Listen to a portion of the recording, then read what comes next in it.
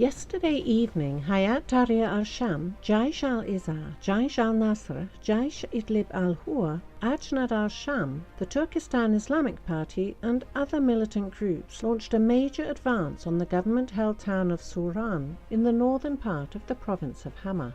The militants used 2 suicide vehicle-borne improvised explosive devices to break through government defences and enter Suran and Rabet Khatab. As of March 22nd, the joint militant forces had seized Suran, the Rabet Khatab army base, the town of Khatab, and launched an attempt to cut off the Ma'adas-Hama road. The Syrian military lost at least 2 battle tanks. Government forces sent reinforcements to the area. The militant advance in northern Hama came amid intense fighting in the Karbun industrial area in the eastern countryside of Damascus, where Hayat Tahrir al-Sham, Failaq al-Rahman and Ara al-Sham were attempting to link Karbun with the eastern Ghouta region. Jaish al-Islam, which was involved in the Astana peace talks, also announced official support for the militant advance. On Tuesday, the joint militant forces launched a second attempt to seize this important industrial zone from government forces, but failed to achieve significant gains. Multiple air and artillery strikes played an important role in preventing further advances of Hayat Tahrir al-Sham and its allies. The main clashes are now taking place in the fabric factory, which had been captured by militants.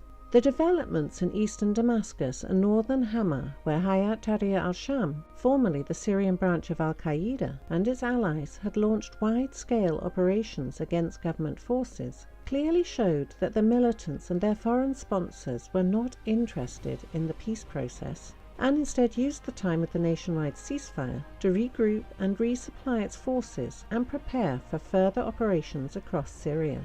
The Free Syrian Army's Ahmad Abdo forces, Failaq al-Rahman and Jaish al-Islam have made significant gains against ISIS terrorists in eastern Kalamoun in the Rif Damashq province.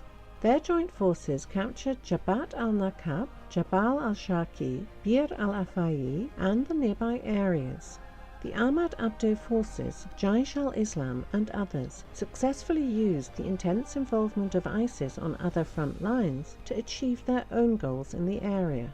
Government forces liberated the villages of Jafra, Janat al-Salama, Jafar Mansour and Kharaya Diham in the Deir Hafa countryside in the province of Aleppo.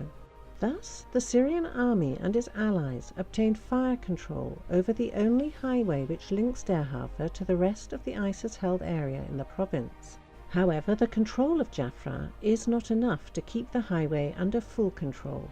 Government troops will need to capture Abu Makbara as-Sagira to physically cut off the road.